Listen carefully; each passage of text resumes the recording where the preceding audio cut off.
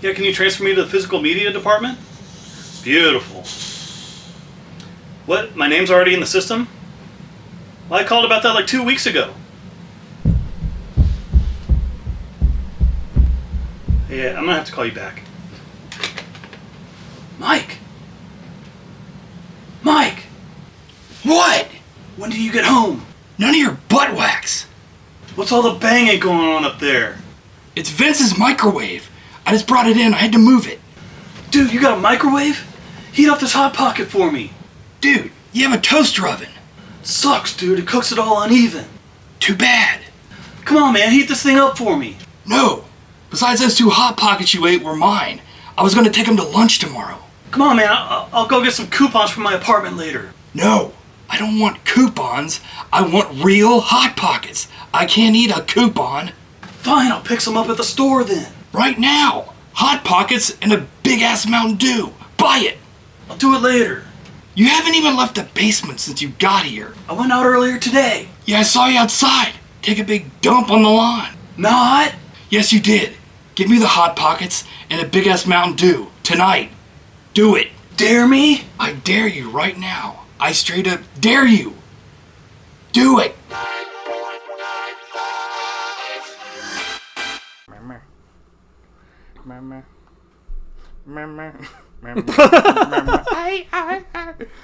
Welcome to hell. Whoa! Let's do this. Let's do this. We're going to hell tonight. Go. Bye. Dude. Yeah, I'm like, Yeah, it's like, he's like, you want to die? I'm like, holy shit. welcome to Body Shots, bitch. Yeah, that's pretty good. Buddy Shots 190, Misanthrope Week, Buzzard, and Dinner in America. Dinner in America. Hey, hey, hey, hey. Hey, you may not have dinner at all. It's like, what? So, yeah. We're back. That's true. Better than ever. Have a knack for making things better. It's like rhyming better And with we're better. not whack. Yeah. Dinner America. I guess before we get too far, what how'd these come about? Yeah, so I saw Buzzard back when it came out 10 years ago, and I liked it. Mm-hmm. Watched it a few times over the years. I've been kind of on my list of things to pick for a while. And then recently, like a few months ago, I saw Dinner in America, and I was like, whoa! Because this came out, like 4 years ago, right? 2020. Yeah, but I didn't see it until just recently. And I was like, can't stop thinking about it. This is one of my new favorites. You like, can't stop. And they're about similar type themes. Mm-hmm. So I thought it'd be a good pair. Cool, man. Yeah. I like it. And I was correct. I know what I'm doing. Not to pat myself on the back. This one makes up for whoopsies. Dude, nothing will ever make up for that. So, the poll this week, Dinner in America. YouTube, this was, I think, one of our most, if not most, voted on Dude. weeks. For Dinner in America, got 29 votes. Wow. 72% people have seen this, and 28% have not. That's awesome. great. Yeah, I'm surprised by that, but I love that. Instagram, we had like not many people voting. One person was like, no. Which was probably like, I don't know who it was, but. And then Buzzard was, no, on both, but. I mean, not to say anything about either one of them, but. Well, about the one that was voted on, yeah, that was awesome. Okay. Interesting. Yeah, Dinner in America, like, I heard about it because Red Letter Media talked about it on one of their shows, and they were like, this is a cool movie, and I thought, okay, sounds kind of interesting, I'll put it on the list, and eventually got to it. Did they, and I was like, glow about dude, it? No, they totally undersold it, because I started watching it, and I was like, this is amazing, like, yeah. I've never seen anything quite like it. Yeah, I saw too late that there was like a special edition by Arrow on this, and I was like, fuck, but you were kind of talking to me about that, so it didn't seem like it was anything that I was it's cool. too much out on. But yeah.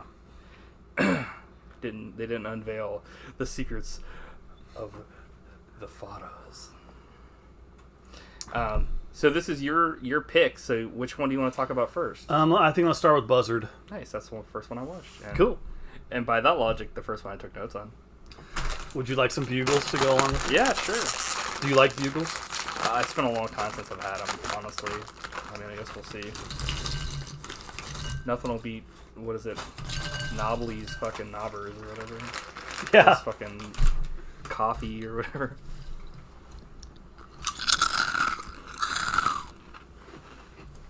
I like Bugles. Yeah. They're kind of basic. They're good for your bitches, salt intake. Oh yeah. Salty as What are the facts on the back of this for like facts for sodium? Who should eat Bugles? Anyone. Well, I would probably say people with like issues with Hockey salt. moms and referees, father and son curling teams, book clubbers, landlubbers, even party sound dubbers, band leaders, lead singers, lion tamers, all-night gamers, 9 out of 10 doctors, and everyone. Hashtag bugle fingers. 9 out of 10 doctors? Yeah, I doubt that, dude. I would say 10 out of 10 doctors if you want more patients. Yeah, sodium is 3 to 20 milligrams, 14% of your daily. Saturated fat, 32%. You can taste it. Yeah. Yeah, I've always liked Bugles. I've never really... It's one of those things where, like, every once in a while I'll be like, oh, I want to get a bag, but it's not, like, a staple at my house. No. Like, this is something you have every once in a while, like... On a road trip at the gas Or station. on a podcast, yeah. Yeah. But, like... Yeah. Like you said, they're kind of, like... They're good, but they're also kind of, like, a little basic to... Yeah. They're essentially, like, Frito corn chips. Yeah. But in a different form. Would you eat a bunch of them off a treadmill? I don't know. Like, I mean, I guess I would try it maybe if it was for a skit or something. I wouldn't normally do it like for an activity, but but this movie definitely reminded me of like an AVGN episode or something. Yeah. This is very like of that era of like in the basement filming and like. So it came out in Wood 2014, paneling. directed by Joel Potrykus, and starring Joshua Burge and Joel Potrykus. I think this movie is really funny. I think there's some things about it that are a little bit disturbing, and then the ending is pretty amazing. What did you think of Buzzard? Yeah, I liked it when I first watched it. I wasn't quite sure on either of these what you would think, so I Yeah. was curious to get your thoughts. I'm like, what the fuck? Yeah, it was definitely, this was very like a Clerks movie, like American movie feel, where it's like, kind of... Low budget indie. Yeah, and just like, I guess this is less so for those films, but this, like, there were a lot of shots that just held on stuff doing things. So... One in particular. Yeah.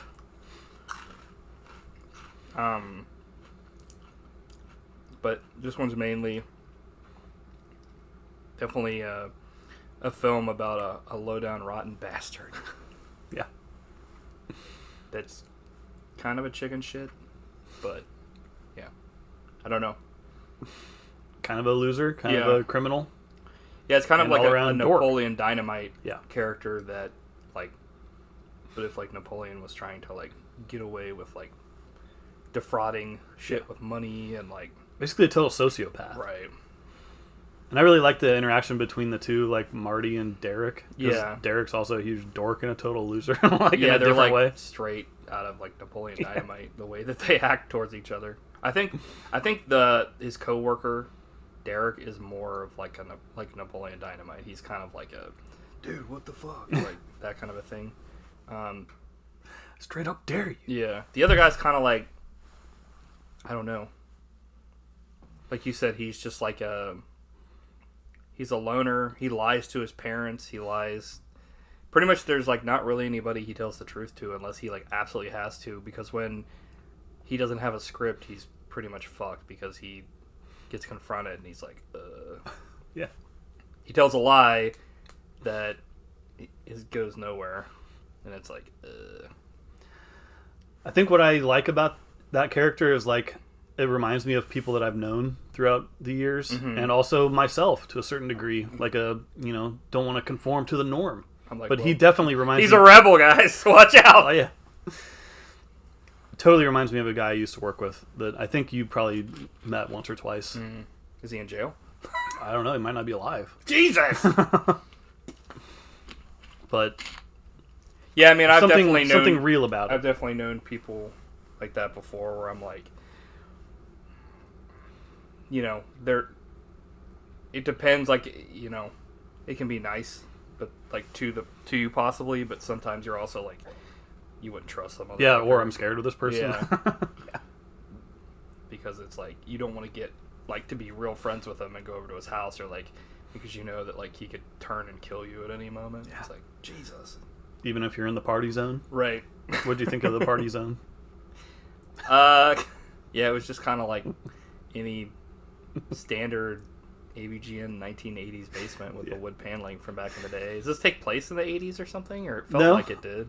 Yeah, I mean, they definitely use some of the older technology, and they're, like, using 90s or 80s nostalgia. There's, like, a bunch of Czech play going on, and a bunch of other stuff. Yeah. So I guess the first thing that kind of happens in this film that's, like, a big deal is he ends up, like, he works at a bank as a temp, and he's, like, goes to another bank to close down his account, and then he ends up, like, reopening an account in that same thing to get the free promotional $50, and it's like, you know, that kind of sets the tone for the character being like, he's using every little, like, thing to try to, like, get free money and, like, that kind of thing. There's many times in this film where he, like, calls about coupons. Like, he'll order something, or he'll get something like pizzas, then he'll call to complain and be like, yeah, it wasn't, you know, it was fucked up, even though he already ate them. You know. Yeah.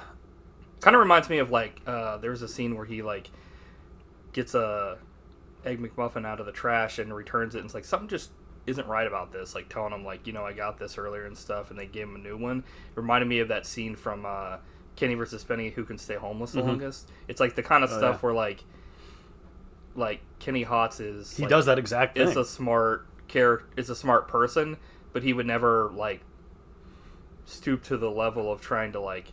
You know what I mean? Like, this guy's, like, a sociopath. That was just, you know, something that you would think he would think of and be like, well, let's see if I can get away with it because of the circumstances. But this guy's doing it just to do it. Like, he has the money, but he's like, fuck it, I'm just gonna...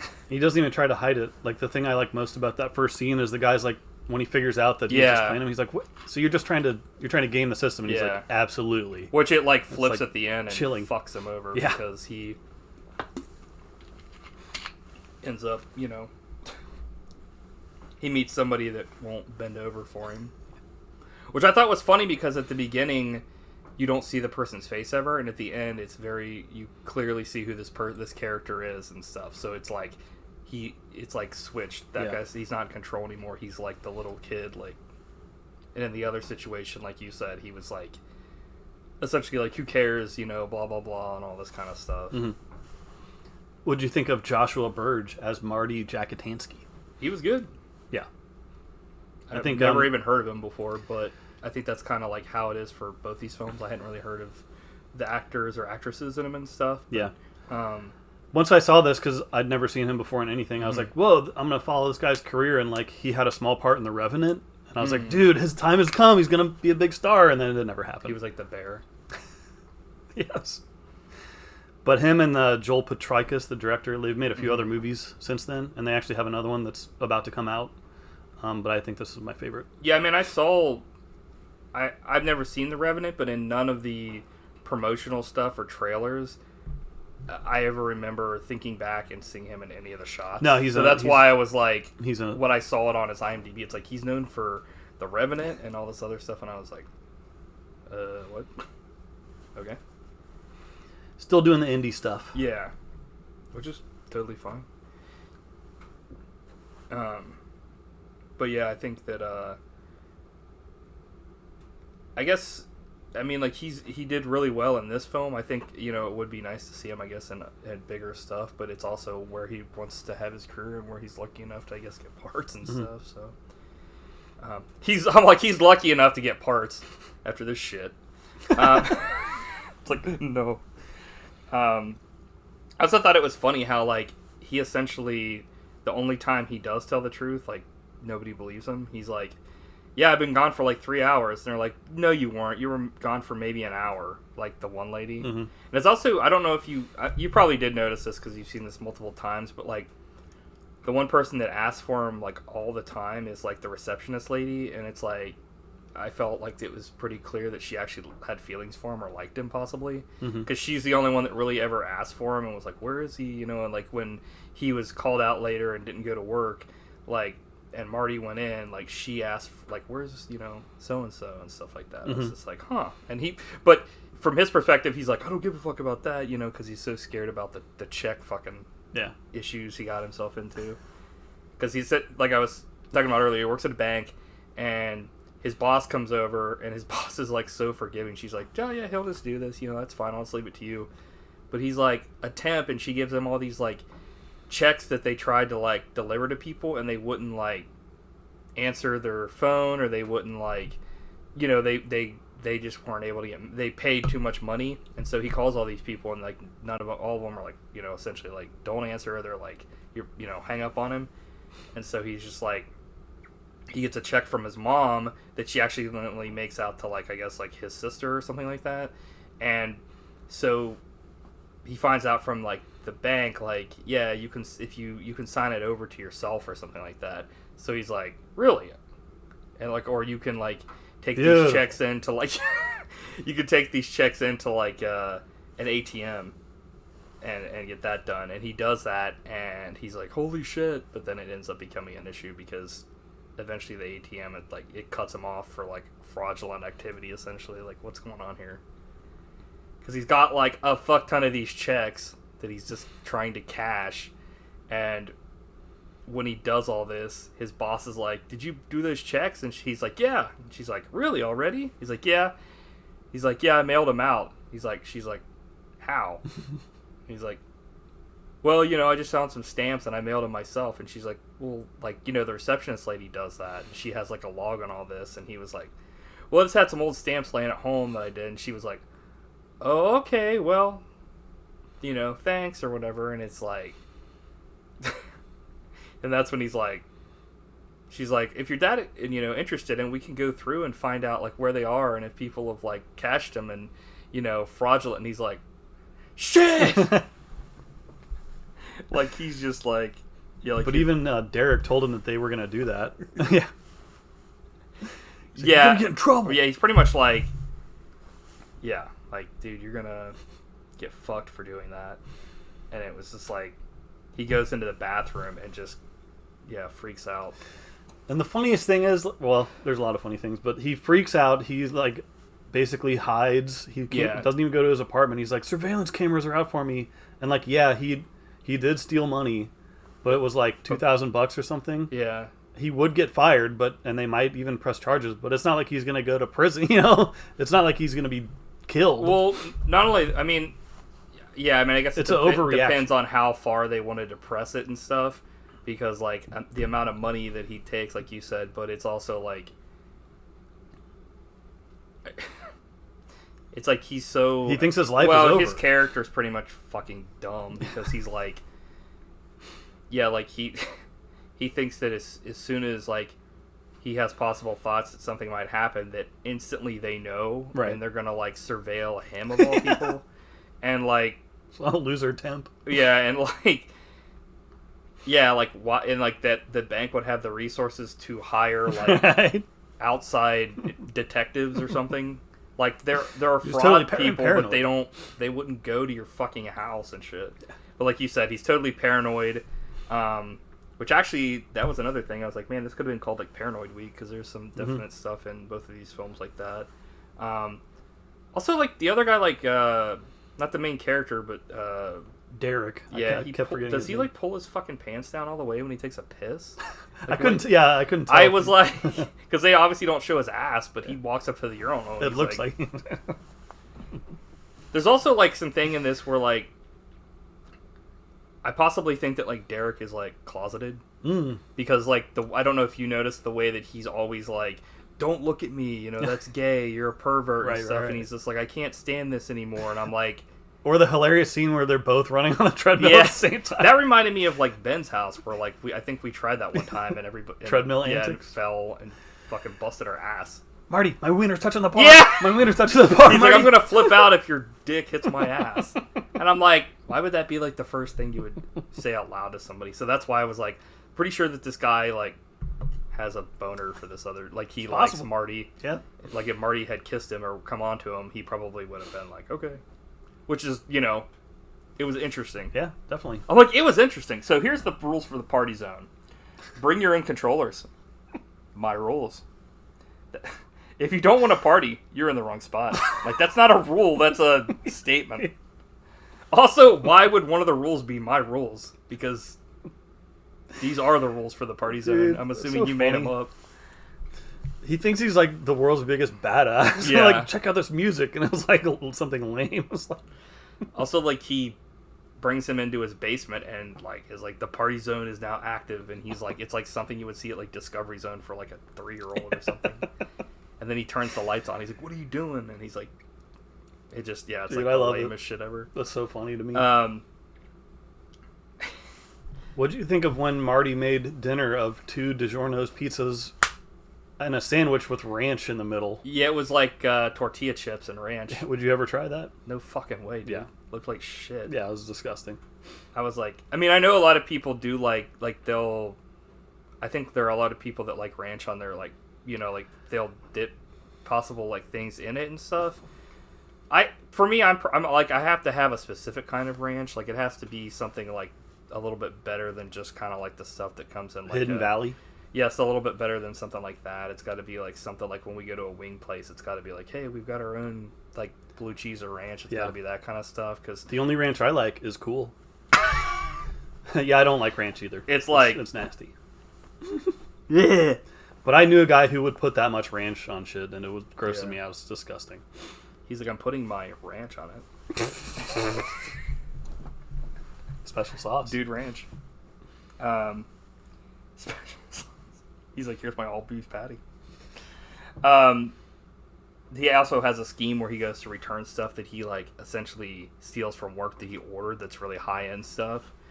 And when he goes to return it again, it's like this was kind of the beginning, like the continuation of his downfall for this film, where he like goes to return, and then there's a guy usually that he returns with Zach that doesn't even like check if, you know, he takes no receipts, he's just whatever, and he just gives him his cash back. And a new guy's there, and he's just like, "Where's your receipt?" "Well, we'll look it up by your name." And he's like, "Where's your ID?" And he's just like, because the other guy, it almost kind of feels like he's like, Zach's not here, and it's like, did Zach get like caught for doing this fucking fraudulent shit and he got fired? You know what I mean? Because it seems like whenever that happens, it's like until the end where it's like it kind of works in his favor. Yeah. But don't let anyone down here. I'm staying here, so this is my place. It's my house, my rules. I was like, this was like kind of your dad's house. One of the first times when I was just like, this main character is like a complete piece of shit, because he comes over and he's like up until this point he's kind of done stuff that it's like, you know, I wouldn't say it's a victimless crime, but it's also, it's like, you know, but then he does this and it's kind of like, dude, this guy was nice enough to like let you stay here, and the first thing he does is like, by the way, don't let anybody down here. Now that I'm staying here, this is my area. And the guy's like, what? No, fucking, this is my house still. What are you talking about? He did bring his own controller, though. That's true. He's like, since you didn't bring it, you're fucked. It's like, okay. He had a snack. His bladder's filling up 2 liters of Mountain Dew.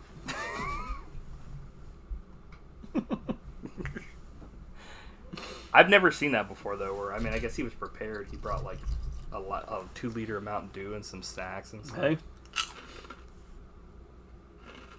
God, this is so fucking salty. Yeah, I put it in my mouth and I was like, maybe not a good idea. Yeah. Oh, I guess we kind of skipped over the part where he cut the fuck out of his hand on purpose to get like stuff earlier with his fucking hand, and like he like wraps it up with fucking duct tape. Staged the accident at work. Yeah. I thought it was pretty funny. And dark. Yeah. Yeah, 2 dudes on a treadmill, that was... I think that's one of the funnier scenes in the movie. It's just like, shot. why would he do that? Yeah, the fucking I almost said combos. Yeah. They handed to that guy though. He did pretty good. Yeah. Except he almost choked at the end. Which, like, I was like, this is the dumbest shit because, like, he was like, stop fucking putting him on there. Stop. I'm gonna, I'm like, just don't. You don't have to eat. Yeah. That was a very Napoleon Dynamite-ish scene. Oh yeah. Like, I'm the best in the world at eating bugles. It's like, That's pretty much all the stuff loser. with these two characters was straight up like Napoleon Dynamite antics. There's a couple other things I'm really curious about. What do you think of the spaghetti scene? The infamous spaghetti scene. Well, I mean, like, they went for the whole time, so I was like, well, that was interesting. Yeah, to me, that's like the one thing I think about most of this movie. It's like, it's funny, but also like very sad and also disturbing. Like the way he eats is disturbing to me. Like I think it was pretty gross that he's just like, fuck it, I'm just gonna put on this robe completely. It's like I get the feeling that he thinks that's what like the high life is. Yeah. Because when he orders it, he says that he wants like a $20 of spaghetti, and I'm like, that might be like the best moment of his life. yeah, and that's because he's staying in like a legit hotel. I mean, he looks out the window and everything, and he also thinks he's going to be totally screwed. So he's like, oh, it's a last meal, last ditch effort. Yeah, because he goes on the run to Detroit or something, and it's like the hellscape of Detroit, right? Which at the end of the day, he was pretty lucky with the way things turned out. But like, yeah, like that scene, it was like, yeah, it's just like nasty as fuck. Yeah. It was also like, the spaghetti, I was just like, man, there's like barely any sauce on that. Like, it was just like bare minimum. And that, like you said, the way he's eating it, it's like the mouth sounds and yeah. That's the kind of moment I could see people like walking out of a theater during, because it just goes on so long. Because it made them so hungry. This was like pure fucking terror by the actor. I was like, good God. That's when I was like, holy shit. Dude, his fucking Freddy Krueger impression was like AVGN doing it. Fucking Freddy Krueger. Like on that one episode when he did it, I was like, dude, what the fuck? It's like, that glove is really cool, but it was like, that's when I was just like, oh, this is pretty cool. This is like what the AVGN movie should have been. Yeah, totally. Then it kind of like transforms over into like a more serious part when, like you said, he thinks that he's fucked. He even like calls his family. He was like, tell his sister I love her. Yeah, he essentially thinks that he's going to be like executed or something, and I'm like, cashier at convenience store screwed him out of $5. He returns and threw Hot Pockets at friend's head, and he yells like Gandalf when he hit his head. It was like, that shot was so literally out of fucking Lord of the Rings. Hits him. Oh, I'm like, this was a really cool shot though. Like I was talking about, I think we talked about this earlier, where it was just like, where he's sleeping on a bus, and then like 1 second it's him, and the next second it's the exact same shot, but he's wearing like one of his like, it's like a horror mask on. He also had that devil mask that was very similar to the one that you had. Yeah, I gotta find it or whatever, but it's like that old one we used to always use and shit. This would crack me the fuck up. It was like, when your room fees are gonna be $180. He was like, I was like, huh? He's like, ah, bad.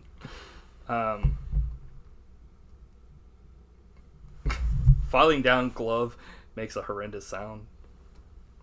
Shout out Cowabunga as it hit the ground. Yeah, then he kind of like blows all his wad on this first hotel, and then he has to stay at like a really bad one later. And then he takes the room key to a guy to get a copy made. And the guy's like, we don't make hotel keys. And he's like, oh, it's not. It's a room key. Like my house key or whatever. And he's just like, okay, well, I don't want any trouble. Like, but he does it anyway. And he pretty much goes back to his room, and like nobody's there, so he stays the night. But then like he like the next day fucking like the cleaning lady comes in and it's like, what the fuck are you doing here? And she calls the hotel owner like Larry or whatever.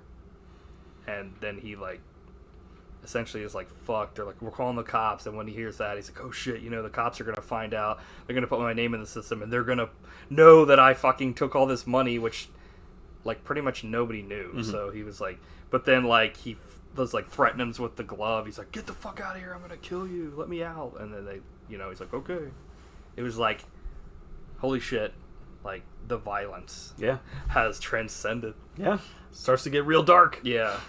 Speaking of dark, before that he was in a darkly lit theater while he wore his mask. He was like falling asleep, so I think at that point he was like, okay, I'm going to this room or whatever. There's a part where he shows his hand, and it's like fucking infected hardcore, and I was like, pretty good effects.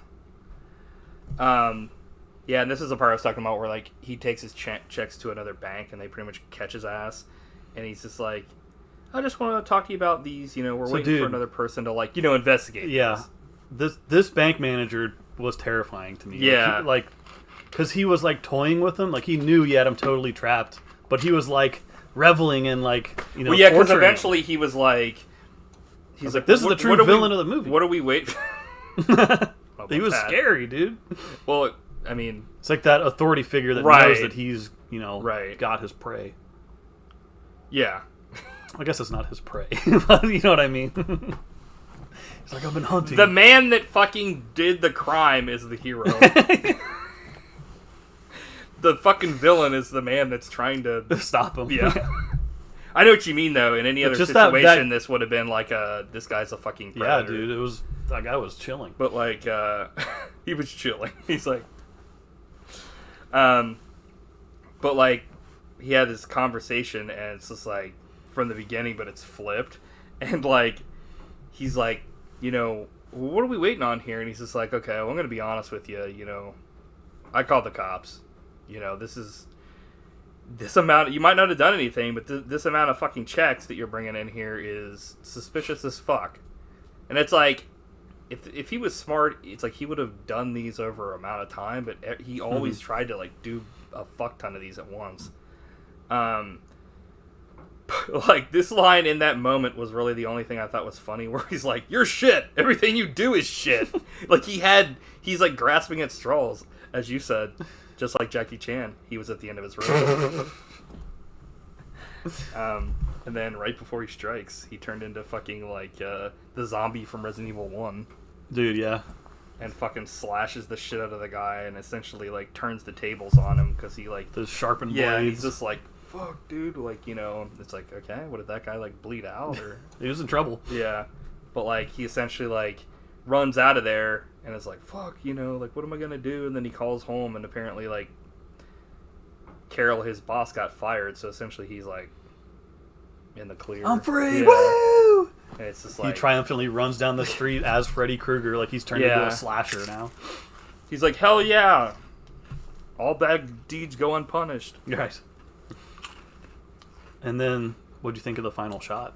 In front of the TV monitor? Where he's just, like, looking at himself, and he's just like... Well, he doesn't do he's that, like, but... Freak, dan, dan, dan, dan, dan, dan, dan, freak frame. He's like, freak frame. Yeah, I mean, it was one of those things where he sees himself in all these monitors at it's like essentially like a TV store back when they used to have them in the windows, and you know, you would go there and either it would be showing something on TV or it would be like, you know, here's the camera and I'm on TV. Woo!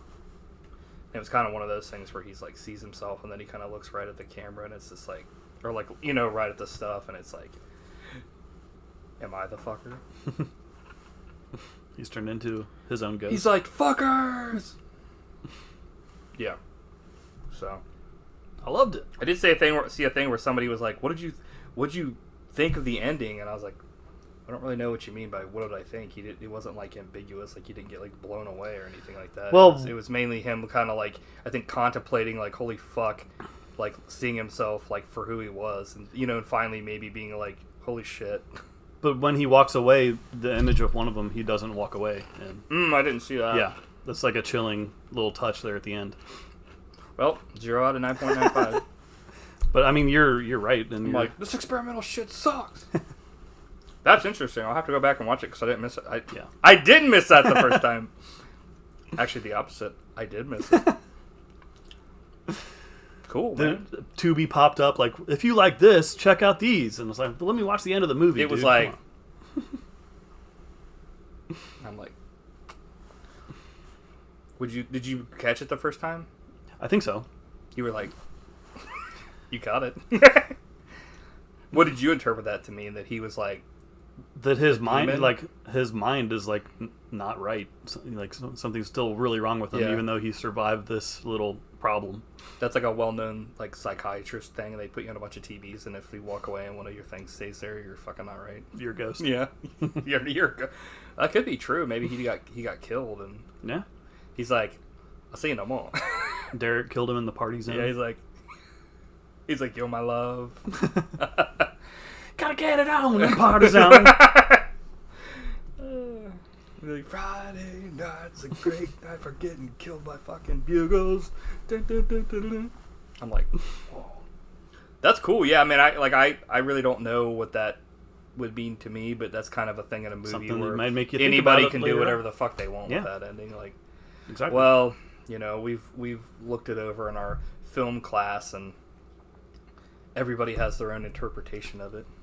It's a little one thing of the put TVs into had a a film bad refresh rate on it, just for you to have fun. Yeah, that's true. It could be like a burned-in image. It died at that last second. He's like big-footed. He's like, it's free real estate. Anything else on Buzzard? We're going to not really, because I don't think there's really any special features to speak of. Right? Maybe there's like a trailer or something. Or... Yeah, I think there was like a maybe Q&A at a film festival. Yeah. I don't really remember if it was worthwhile or not. It's been Quacks years and since answers. Yeah. Quizzes and answers. Quizzes and answers. Quizzes. I'm like, yeah. No, I don't really have anything else to say. That's pretty much the end of the film. Cool. And no one will ever talk of it again. I'm glad you enjoyed it. Yeah, for sure, man. I sure did. Speaking of enjoyment. Yeah. Dinner in America. From 2020, directed by Adam Rehmeier, starring Kyle Gallner and... Yeah, good luck with that. There were a bunch of names on there. It's not in the right billing order. Oh, it's not? No. Oh, that's one thing, too, that... Damn I it. was kind of like... One of these had, Emily like... Skeggs. Yeah. So one of these had, like, a thing where it was, like... On IMDb, like, IMDb fucking sucks with that. It's so dumb. It's like, they'll have some, like, person that was, like, in one scene be, like, top billed. I'm like, what? It's not the main fucking people. Yeah, this one's in order by appearance, which is stupid. Oh, that makes sense. This movie was made and then derailed by COVID, so it never really had a good release. Mm-hmm. Just played at some film festivals, like, right when COVID started Yeah, there was a happening. couple films that happened, too, that were, like... Definitely had like major issues and stuff due to that. But it sounds like if a bunch of people have seen it on Twitter, then it's out there, known. Yeah. So that's awesome because it deserves to be. YouTube. No, YouTube. Yeah. Sorry. It's okay. I'm like, strike one. Got him. This director released a movie earlier this year called Snack Shack, kind of his follow-up to this, which was holy shit. That's what we should have called this segment. Snack Shack. Yeah. Which was good, but I don't think it was... It's not as good as this. No. I think you were telling me that, yeah. So. Just now. No. So, like, I like both these films, but for me, this was, like, the clear winner for me. It's a really special one. I agree with you. And I can't wait to talk about it. Next week. Tune in, guys. That's why I picked it, because, like, I watched it a few times, and, like, I wanted to talk about it. You were pretty, like, confident that this would be, like, a thing where I hopefully wouldn't just be like, what the fuck is this? I knew you wouldn't hate it. Yeah. I thought you might like it or possibly love it, so. Here we go. Yeah.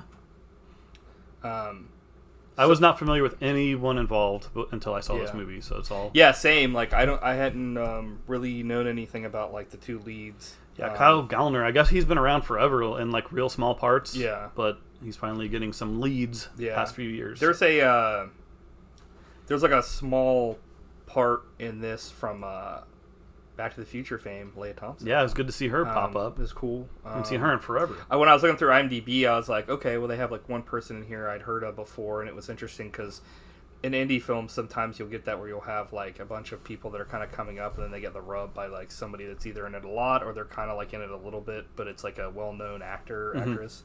And I think that's kind of cool. Like, I think Bill Murray was doing that for a bit, where he was kind of being in films or like. The only other person I knew was Mary Lynn Rajskub, because she was in Mr. Show and 24. Oh, okay. She was one of the moms. Or not, never heard of that. Never watched 24, but yeah, definitely watched Mr. Show. But it's been a while, so since I been a while. Fuck things up all night. The movie kind of takes a little bit to get to the actual two main characters meeting up. They kind of have like separate films for like a little bit, which is definitely interesting and cool. But like it's one of those things where when you first start, you kind of think, oh, maybe these are the main characters, and it's like, well, only one of these people are. Yeah. And then it's interesting, like, you think, you know, this person's totally like, you know, maybe this person's being committed. It's like, oh, no, this person is just doing, like, medical trials to make money to fund their band and stuff like that. So, which you don't find out they're even really in a band until, like, later and stuff. It's nice to watch a movie where you have no idea, like, where it's going. Or even really, like, what it's about. Yeah.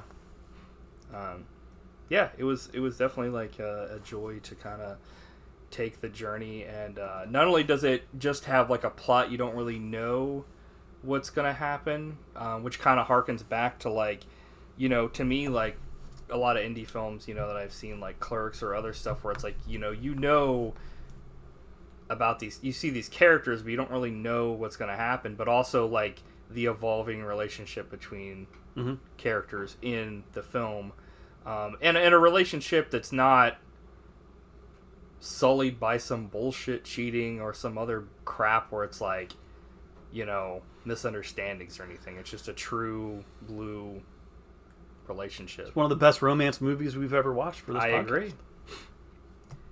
Until we write our own biography. The Buddies. But it's also punk as fuck. The way you do that. The way you do that. I'm like, the look, the taste, the feel.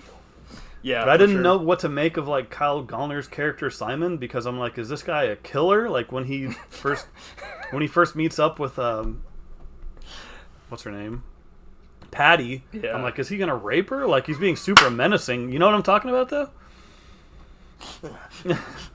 You mean like when he's hiding from the cops, or no? When he goes to her place and he's like right up in her face and like leaning over her. Yeah, dude, what's gonna happen? Like this guy's terrifying. But it's all an act. He has a heart of gold. Well, so like when I was first watching it, and I kind of got the feeling that his character, like right off the bat, was kind of like a CM Punk, where he's like a, you know, I am not doing this for any reason other than myself, but he hadn't really shown any unprovoked actions. You know what I mean? He was just very menacing. Right, yeah, like he had like a look to him, but also like when he talked to her and she was like, come back, you know, do you have a place we can go to? Like, because he needed a place to like avoid the cops. It wasn't like,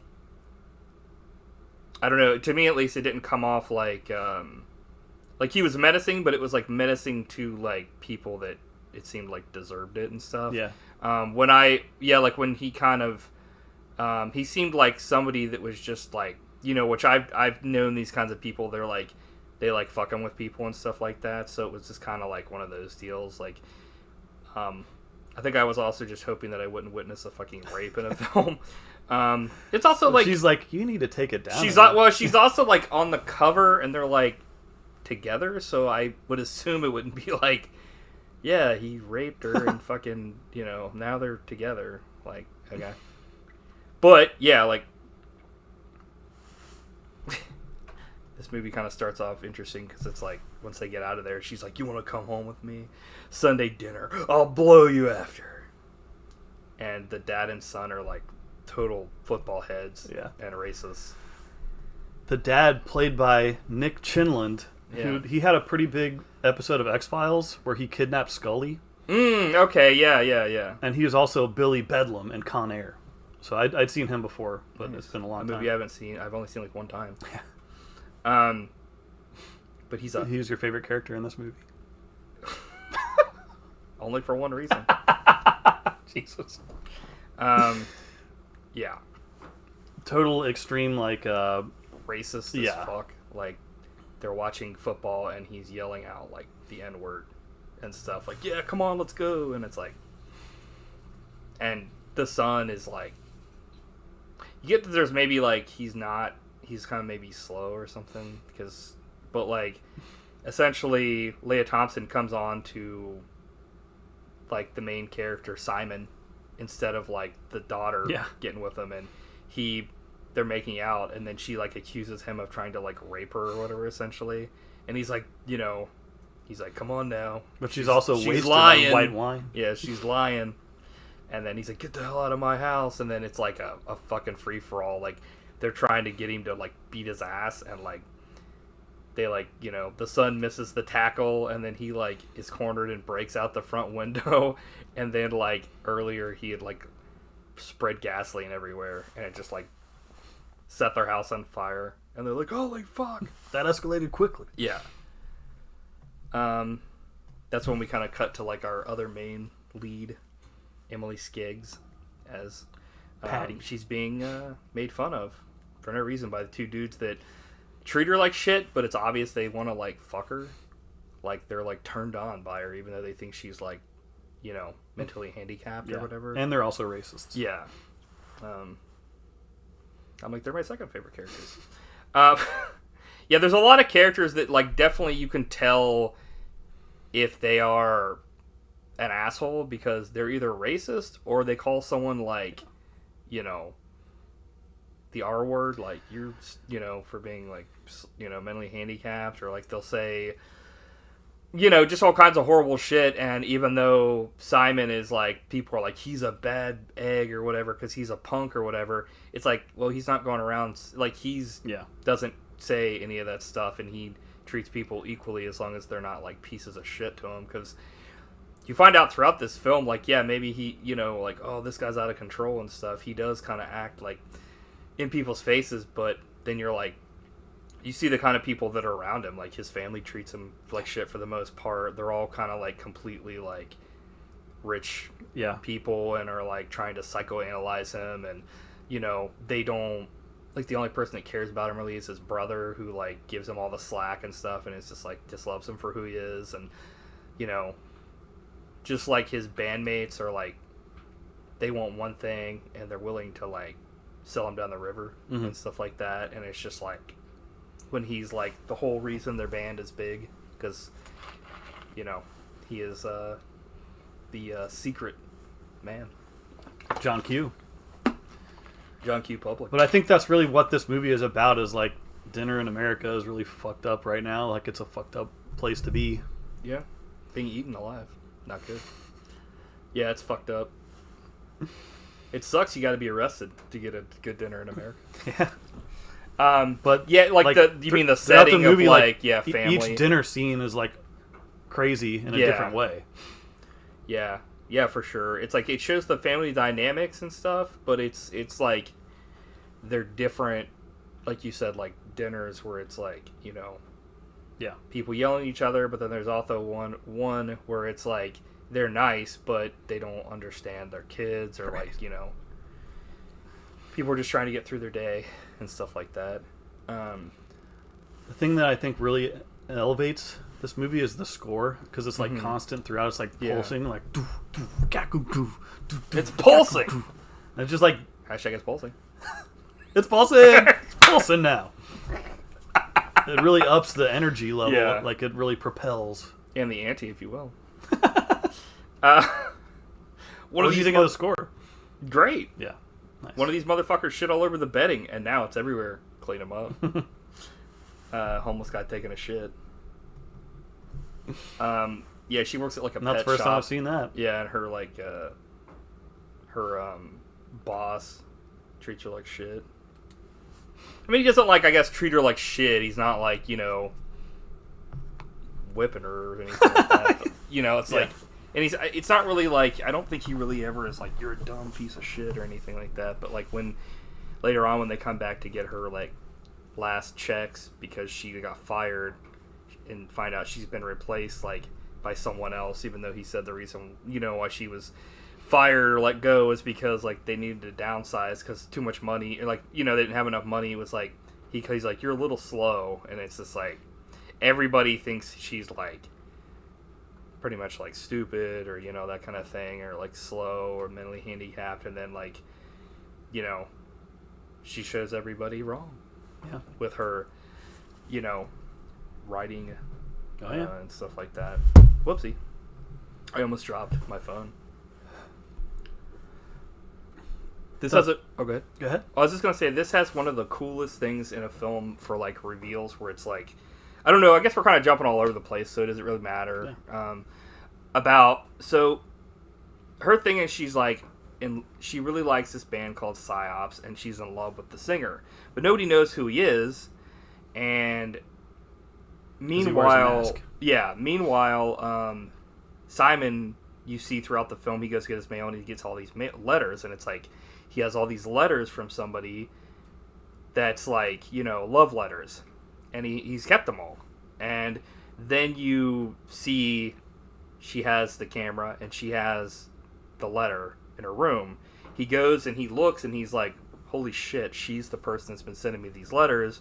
And then later on he reveals, like, hey, I'm actually John Q. Public, and he puts on the mask, and she doesn't believe it, and then he shows her the letters he's got, and he's like, these have gotten me so worked up and stuff like that. You know how worked up those torsos got me? He's like, for like an hour, and I'm like, what? But, like, he essentially is just like, and it's like, he's a punk, she's like a nerd, like, you know, kind of like, and it's like, essentially, in that moment, it was just like, she just, like, jumps on him, and it's just like, you know, their love was unfurled for the camera to see. Yeah. It made the audience happy with glee. Yep. But it was really cool because, I mean, they also had great chemistry. I mean, the way she played the character was perfect. The way he plays his character is perfect. I don't know of a film I've seen like this year, maybe like this. I don't know, like recently, that where like both the leads not only had great chemistry, the characters were great together, and then it also ended up being a heartwarming and great thing because it wasn't like spoiled by something stupid. Yeah. So I was trying to, I totally agree, and I was thinking maybe Bound, but that was more like erotic. Than well, no, yeah, I mean, as far as like, I guess what I meant was more so like a true love story. Well, like I think like recently, like from I can't think of anything. 100 on or whatever, because like Bound I think was earlier, right? Yeah, well, been a long that was time. part of the Oscars special. So this is definitely. You know, if we were to do another one, it would definitely win, like, best romance or best couple kind of thing. Like, for me, me too. Like, you're like, fuck it. but yeah, Bound, great as well. I mean, like, there are a lot of good ones, but you know how I am with endings. There's a lot of times where I'll like characters, and then kind of gets to the end, and it's like they kind of shit the bed, but that's not the case at all. This movie is consistent as hell throughout the whole thing. Yep. Which I not only appreciated, but reveled in. Dude, nice. This was a funny interaction. They're going to go get the money. Can we shoot hoops first? Patty says, do you think I'm weird? Oh, yeah. No, you're fucking weird. Well, it's weird, cool. In your case, no. Great writing. But it's like, as soon as they end up essentially becoming like boyfriend or girlfriend, and like they, you know, she loved him already, and then he's kind of like, I think he liked this person too, he just didn't know who it was, and when he found out, he was like, holy fuck, what am I gonna do? And he kind of runs off. But like he knows she's punk though, deep down. Right. But like when this happens, like you know, she was like, do you think that I'm like R word or whatever? And he's just like, don't ever fucking say that or think that again, you know. because she's almost about to cry, and he's just like, Yeah. essentially like, don't A listen sweet to that. moment. Don't listen to that bullshit. And this was another good. They're kissing in the restaurant. You're a really good kisser. Well, my practice with Kevin paid off. He's not my real brother, and he's like, she's like, I'm just fucking with you. Got him. Yeah. Paid him back. There's a couple things we skipped over, but the very first We're kinda all dinner over with the her place. family I thought was so funny because she's like, I made taco salad, and the dad's like, so spicy. Like, Yeah, I like was he's dude, this guy's like essentially weak ass. allergic to everything. Like I think his life kind of sucks. Well, because he's like, Well, later on when they're watching TV on the couch, and he's like, yeah, because they got dosed by like Kevin. Kevin essentially smokes weed with Simon, and he chills out because he finds out he was adopted. But he's like, dude, you just need to fucking like start smoking weed all the time because you're too wound. And then they come back, and he's you got should be smoking 40 grams a day at least. He's like, Jesus. And then he's got a girlfriend, and then like they all aren't wearing pants, even his mom and dad. And it's funny that like they accidentally got dosed by these brownies, and they're literally, like you said, they're sitting on the couch, and it's like for the most part it's like you don't really know, what are they doing and stuff. They've been dosed, and then they're like, why are you guys not wearing pants? And then it like shows their whole bodies, and they're not wearing pants, and they're like, I don't know. It's like, huh? And then my favorite line in the whole movie is that scene where he breaks into her brother's bedroom. Yeah. He's like, you wasted my tall boy. Yeah. And then the kid is like, my room sucks. And he's like, what are you talking about? That bunk bed is fucking tits. And what are those gerbils? Yeah. They're guinea pig. Yeah, he's like going nuts on him. I actually knew somebody that used to say that. Really? Tits, and I was like, Nice. it's like, okay, dude. He was trying to be like cool, but Yeah. it wasn't working. It's like George, like, hey, call me T-Bone. Right. It's like, it ain't happening, dude. It's like when someone tries to be like, call me Snake, or call me like it's like, dude, it ain't happening. It's just funny that he thinks his bunk bed is awesome. Like, legitimately, Yeah. True. I like kind of like he takes her to the show, and then he sings a song dedicated to her, and it's like singing to her, and it's like the shot back and forth of her face and his face in the mask, and then like It's good stuff. he gets sold down the river, and the cops finally, because throughout this whole film he's kind of like running from the cops and stuff. It's like a true, unlike the other movie, this is like a true, like, he's done some shit that he's gonna go to jail for, and he does. He gets arrested, and they take him to jail. And I appreciate that in this film they show, he's been in jail for a while, and he's writing notes, and like, thank you for, they're writing back and forth, and they can't wait to see each other again. And it's like not just a what happened, it's a that everything's gonna be all good and stuff like that, because he'll I fucked it. Dinner in America. Buzzard fell over. He was circling. But that everything's gonna be okay Yeah. because they found each other. And that's a great happy ending with her dancing. Yeah. After she knocks the fuck out of some people for calling her like horrible names. What did you think of the song that they made together? Legit. Yeah. I thought it was awesome. Yeah. And Emily Skaggs actually wrote that song. Nice. Because the director... For the movie? Yeah, or? for the movie. He was like...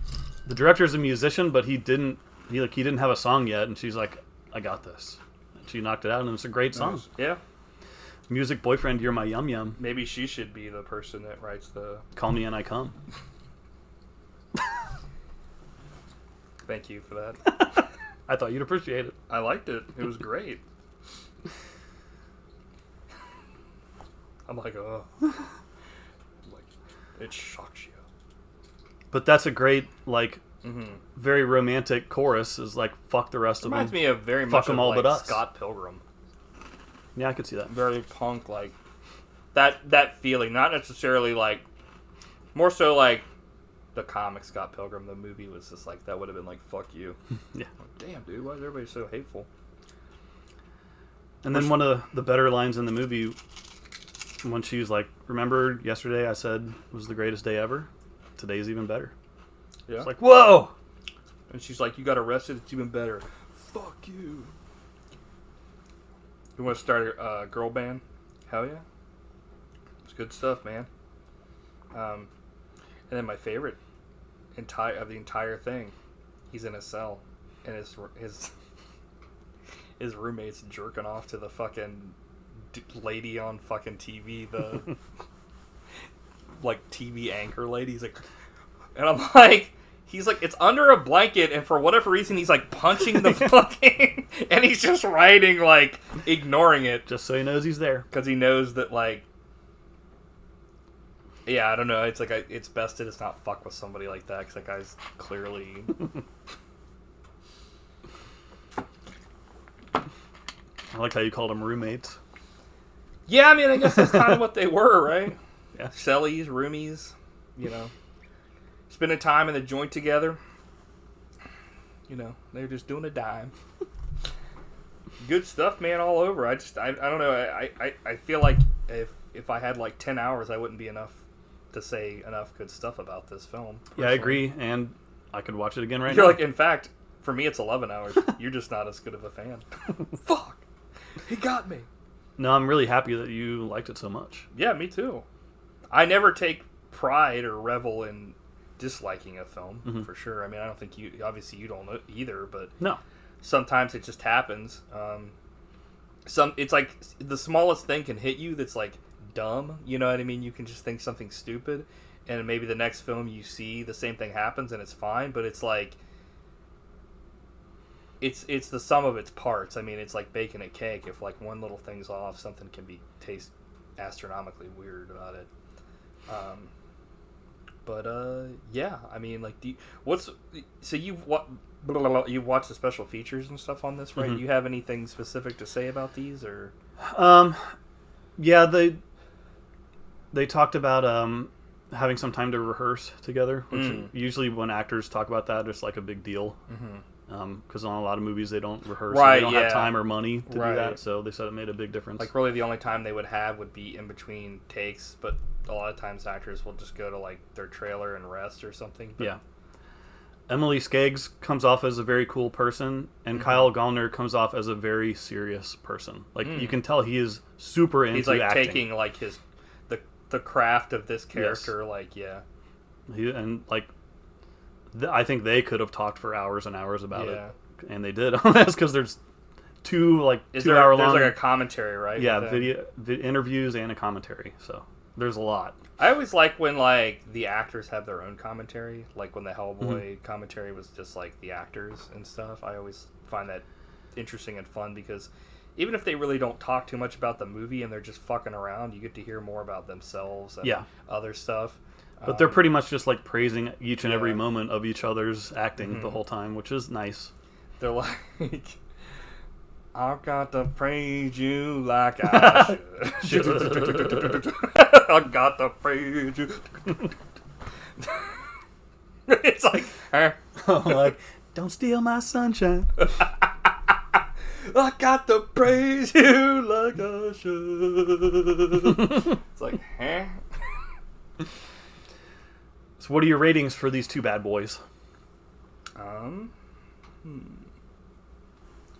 Well, I'm going to give Dinner in America the highest 9.95 that I could possibly give. It's a special film, man. Yeah. Really, really is. So when people say movies aren't good anymore, they're wrong. They're right. Because this movie was sublime. It wasn't good. It was great. I agree. It's a special 9.95 plus. Yeah, with an asterisk. With an extra bucket of popcorn. Yeah. And a bag of Bugles thrown in. Yeah. Oh God. I see your doctor immediately after eating both of those. Your salt intake is too high, unless you're in the ocean. And then Buzzard. It's good in its own way. It's for what it is, I think it's pretty much perfect, but it's not nowhere near as like ambitious or amazing as. Yeah, I mean, it sucks because like there's nothing really wrong with it that I would say like wouldn't be worth a 9.95, but it's also like, I mean, I guess like Dinner America is like if there was something higher than a 9.95, it would be that, and then like that's why giving ratings for movies or art is stupid. But yet we do it anyway. But like, yeah, I mean, it's not on the same level as Dinner in America, but not as far as like how good it is. Yeah. How much I will hold it special. Like Day of the Dead, it's up there with that. Whereas like, you know, this is like a high praise. Either a 8.95 high or a low 9.95. Yeah. But only because, like I said, there's nothing that I watched it that was like, this is a mark off. I mean, I guess it could be worse. We could be like Siskel and Ebert, where we're like, all we do is thumbs up or thumbs down. It's like, okay, well, that doesn't really... All they do. Well, there's no degree of like, you know, this is a thumbs up. Okay. You know, it's... Yeah. I don't know. It's a 9.95 for me, but like, I've definitely thought about Dinner in America way more, and I will watch it. I think about it every day because I'm hungry. No, I agree. Like, I don't know. I can't really say much more. On that note, because my time's up. What's on tap for next episode? Okay, well, Matt, have you been a good buddy all year? I think you have. And it's time for an early Christmas present for you, because next week it's going to be Old Saint Nick Cage Week. Nice. With you got me. Trapped in Paradise and The Family Man. Two Christmas films. Can't go wrong with Old Saint Nick. Yeah, Cage. So, it's Cagemas. Yeah, that's a good one too. But like I was trying to think, okay, well, what are we gonna do here? This kind of came out of the blue because I wanted to watch The Family Man again, and I hadn't seen it in a while, and I was like, he's got to have another Christmas film, right, to pair with this, because next time will be a first week in December for all that. And then I was like, holy shit, I forgot Trapped in Paradise kind of takes place in Christmas, so. I've watched both of these within the past probably 1 or 2 years. So. That's hilarious. I haven't seen either one in like, you know, a long time. Trapped in Paradise like doesn't really have like much to speak of for like any special editions or anything, but The Family Man has like a commentary and all kinds of shit on it. So this was kind of like a big budget. Well, it was like a big deal coming out with like all that stuff because it had like Tia Leone or something like that in it, and it was like, you know, Nick Cage is it's a huge hit, and he gets his like world upended from businessman to family man. Trapped in Paradise kind of reminded me of like Airheads, where they're like, remember that movie where they're like kind of trying to, you know, they're crooks trying to do something. It's like a trio. Yeah. So hopefully it'll be as good as I remember it. So Trapped in Paradise has what, like Dana Carvey and like John Lovitz. Yeah. So this is like funny because like Nick Cage is in like essentially like a 2 big comedian trio, but Nick Cage has some comedic chops. Oh yeah. So, oh yeah, Merry Christmas. So yeah. All right, man. You like those are my least favorite Nick Cage. Merry Christmas. Until next time. Bye. Took you long enough, dork.